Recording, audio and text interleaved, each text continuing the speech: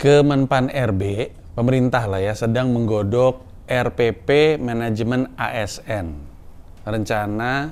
Rancangan peraturan pemerintah manajemen ASN yang di dalamnya ada satu aturan yang menyatakan bahwa TNI dan polisi bisa menjabat jabatan-jabatan ASN. Ini mengingatkan orang akan dui fungsi ABRI zaman Orde Baru dulu, dan banyak orang khawatir. Kenapa mereka khawatir? Apa itu dui fungsi ABRI? Kenapa ada wacana bahwa TNI dan polisi bisa memegang jabatan ASN? Kita bahas di sila kali ini.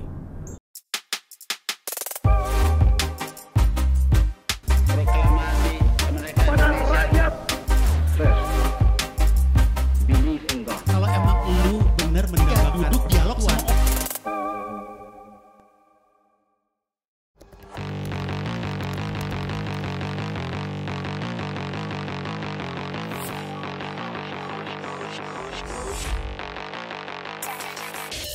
Ada yang pernah nonton film misterinya? Gue juga nggak pernah. disitulah letak misterinya. Nggak tahu ya. Orang ini besoknya. Masa tiba-tiba kada pakai begini? Santai aja, ini terdidik nih udah. Assalamualaikum. Assalamualaikum. Hah, gila nih burung nih. Lama gue mikir, abis itu gue pikir. Tapi gue gak pernah sholat. Pak Jokowi mau beli salah nggak? Enggak, emang saya yang lag. Itu kek. Ada nggak? Ada. Cari wapres kita. Ada di mana? Belai sakit, tiap hari bingung. Om zodiaknya apa? Cancer. Itu kan penyakitnya. Terima kasih banyak semuanya, selamat malam. Terima kasih semuanya selamat malam. Terima kasih semuanya selamat malam. Terima kasih semuanya, selamat malam. Terima kasih semuanya selamat malam. I love you. Terima kasih semuanya selamat malam. Terima kasih semuanya, selamat malam.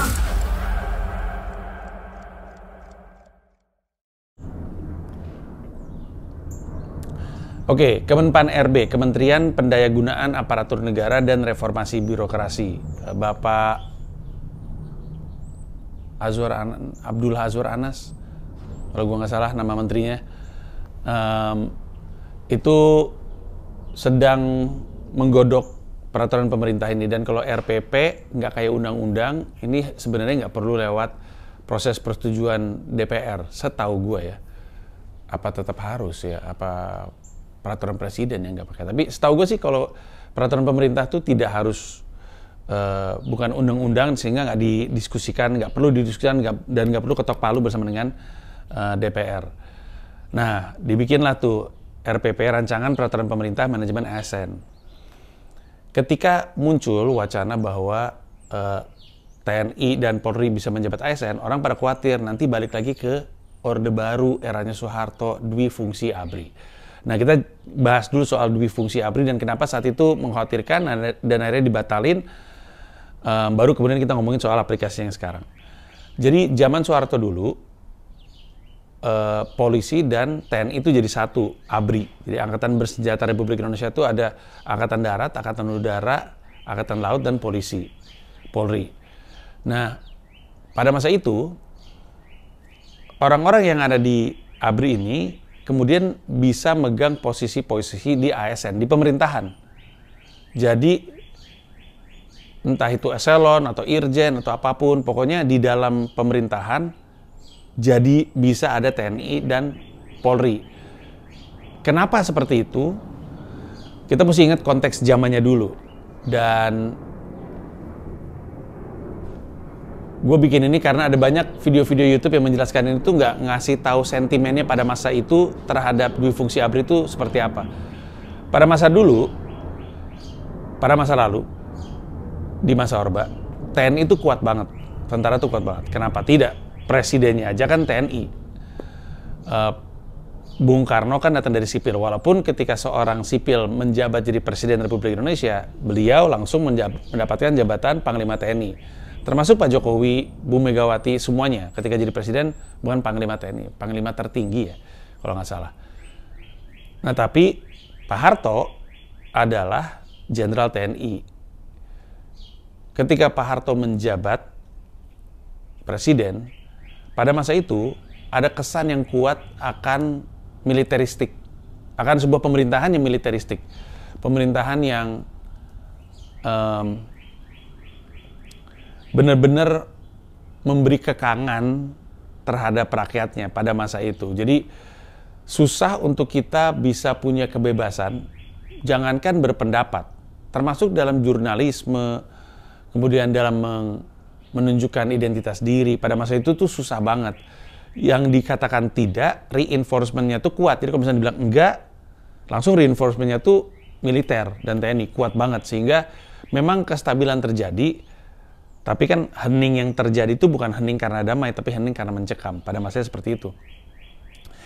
Nah, begitu kuatnya pengaruh militer di pemerintahan di seluruh wilayah, sampai-sampai tuh dulu tuh ada anggapan mengamankan pos-pos strategis. Dulu tuh ada ungkapan kayak gitu tuh, mengamankan pos-pos strategis. Dan yang dimaksud dengan mengamankan pos-pos strategis adalah mereka memastikan bahwa mereka naruh orang mereka, TNI ya, naruh orang mereka di jabatan-jabatan yang antara dia berkaitan dengan keamanan negara gitu ya, atau B berkaitan dengan kepentingan pribadi. Nah, soal keamanan negara ya mungkin ada hubungannya, maksudnya mungkin beneran khawatir akan, ya waktu itu kan demonisasinya kan adalah PKI ya. Jadi musuhnya PKI, kita mau memastikan nggak ada pengaruh komunisme apa segala macam pada zamannya nih. Jadi ada pos-pos yang di pos-pos strategis yang dipasang orang TNI untuk memastikan keamanan negara ini berjalan dengan lancar. Nggak ada usaha-usaha untuk menggulingkan kekuasaan. Salah satu buktinya adalah sesuatu yang dialami sama keluarga gue sendiri, tepatnya bokap gue. Bokap gue kan orang Inkai. Bokap gue tuh karateka, Kus Pratomo Wongsoido, Kus Pratomo. Almarhum adalah orang Inkai. Beliau bersama dengan 6 teman lainnya, itu pulang dari Tokyo Denki University setelah belajar karate di sana, mendirikan Inkai. Inkai adalah organisasi karate pertama di Indonesia, Institut Karate-do Indonesia, Inkai. Nah, setelah Inkai berdiri, muncullah beberapa organisasi karate lainnya, ada Shotokan, apa segala macam, ada banyak lah. Sehingga dirasa dibutuhkan sebuah federasi di atasnya. Lahirlah yang namanya FORKI, Federasi Olahraga Karate Indonesia. Kendalanya adalah ketua FORKI itu pasti Jenderal TNI. Udah pasti. Padahal ini cerita dari bokap gue ya. Kita nanti bisa diskusikan kira-kira kenapa tuh bokap gue berpendapat seperti itu. Bokap gue tuh nggak setuju dengan FORKI, terutama nggak setuju kalau FORKI ketuanya tuh TNI, Jenderal TNI. Bokap gue bilang, pertama-tama Inkai ini organisasi yang pertama berdiri, harusnya semuanya di bawah Inkai. Itu maunya bokap gue, mungkin post-power syndrome.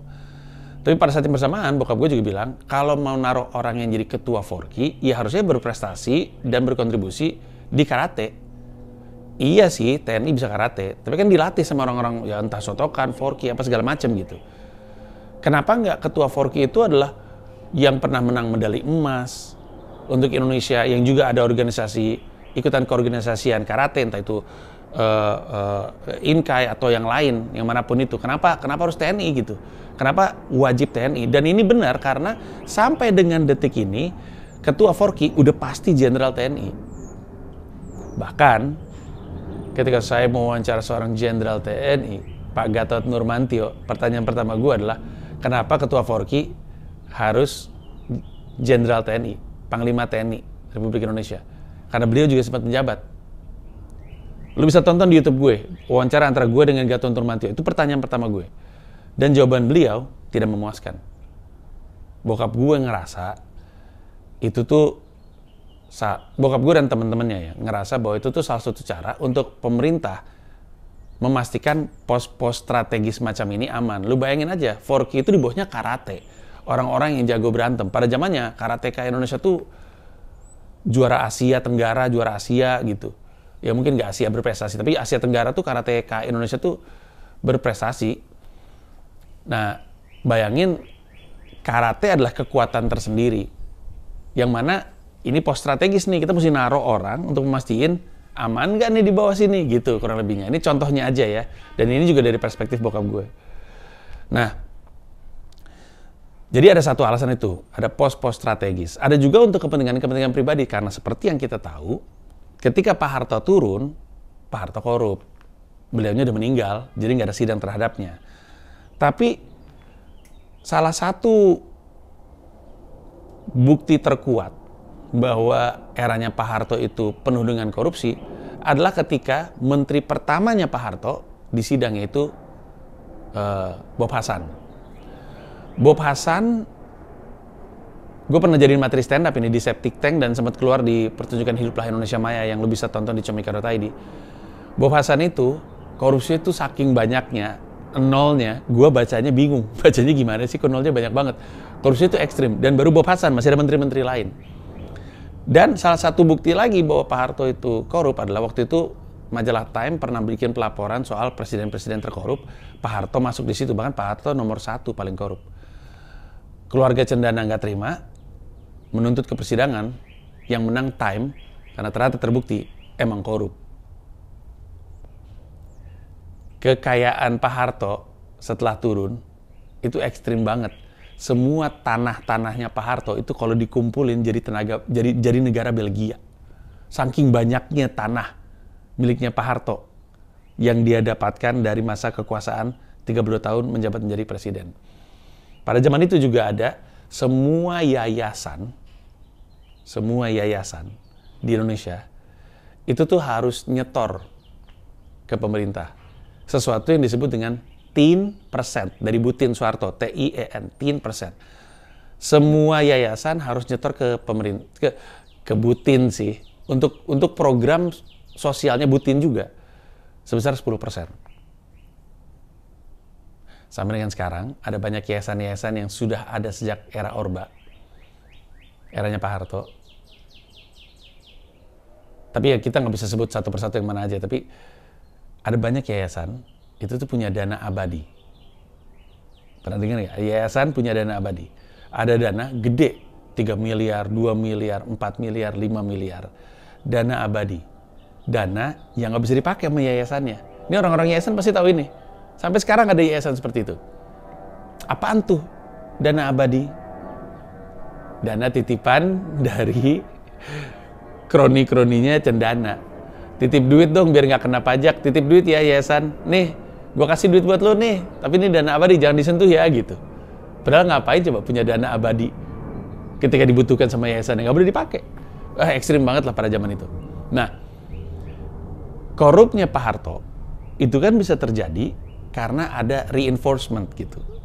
Ada orang-orang yang beliau taruh di posisi-posisi tertentu agar praktek korupsinya bisa jalan. Nah, inilah yang kemudian membuat dwi fungsi ABRI akhirnya dihilangkan. Dwi fungsi ABRI itu yang berarti fungsinya ABRI itu ada dua, mengamankan pemerintah dan menjalankan pemerintah. Mengamankan dan menjalankan yang berarti ABRI itu juga harus berperan dalam menjalankan pemerintah sehingga mereka berada di posisi-posisi strategis. Dampaknya sebenarnya salah satu yang juga kerasa sama banyak orang adalah nggak ada meritokrasi. Semuanya itu berjalan bukan karena kemampuan. Jadi orang kan harusnya kan naik level kan karena kerjanya bagus, kemampuannya oke, naik level. Di level ini kerjanya bagus, naik level begitu.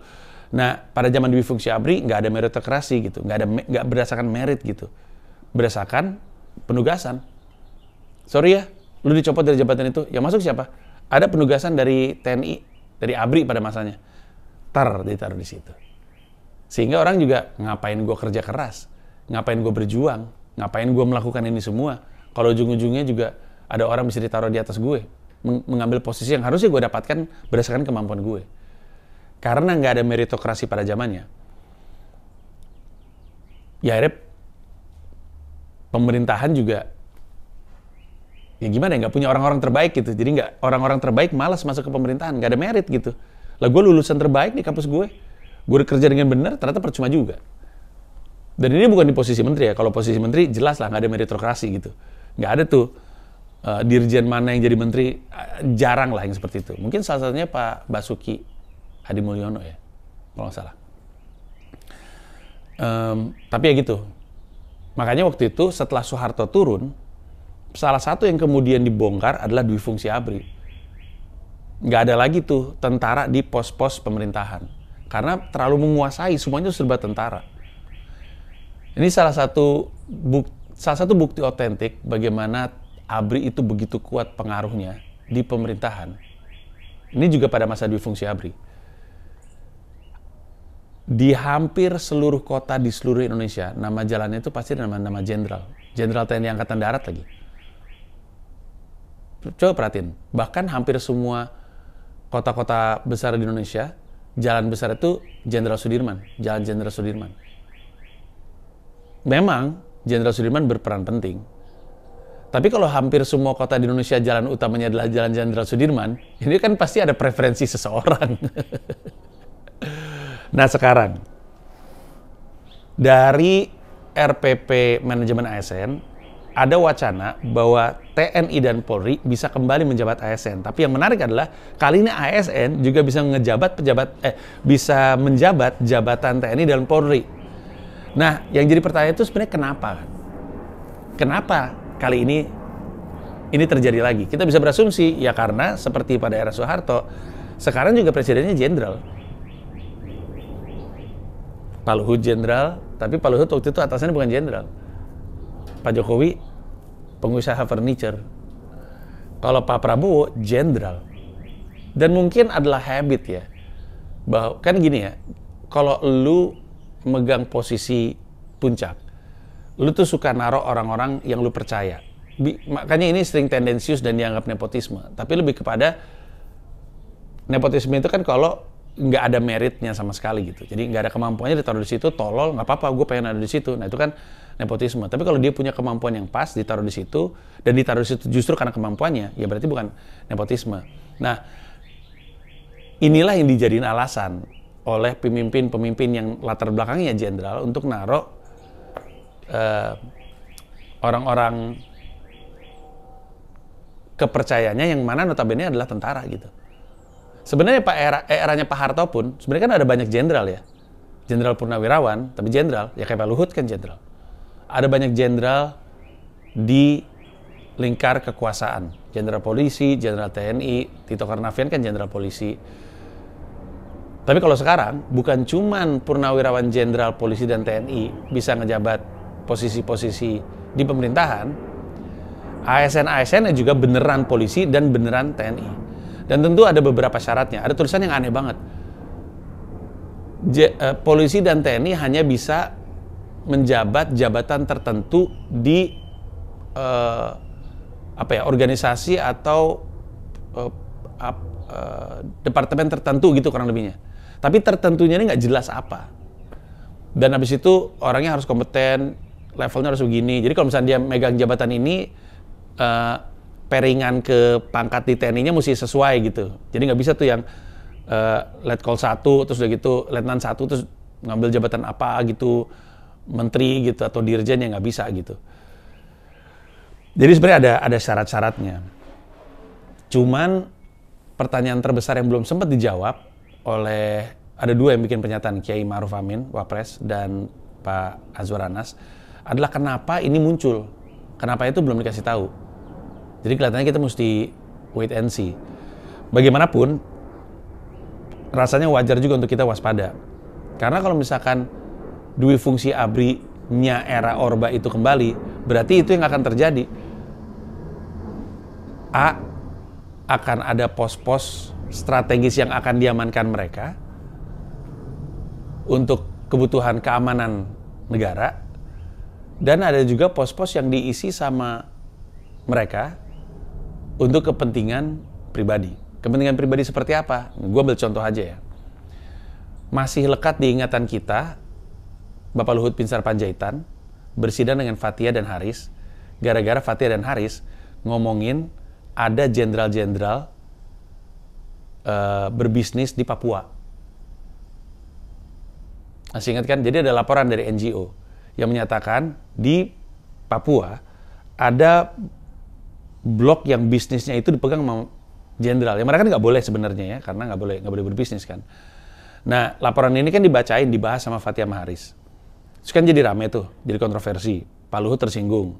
Pak Luhut menyidang mereka berdua bersidang panjang lebar, akhirnya diputuskan Fathia dan Haris menang, Pak Luhut kalah. Waktu itu Pak Luhut geser dari nggak terima dibilang berbisnis kepada nggak terima dibilang lord, pencemaran nama baik. Bagaimanapun Pak Luhut kalah. Tapi yang mesti kita ingat kembali adalah kecurigaan bahwa ada jenderal berbisnis di Papua. Itu kan awal masalahnya. Nah sekarang, kalau memang jenderal-jenderal ini beneran berbisnis di Papua, karena memang belum terselesaikan kan, ini kan masih tuduhan, masih kecurigaan.